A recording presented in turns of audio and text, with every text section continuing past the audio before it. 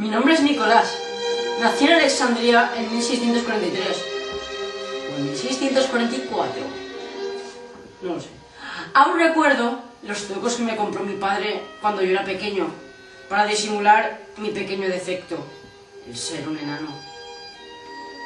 Nunca pude imaginar que en mi vida que yo podía salir en un cuadro.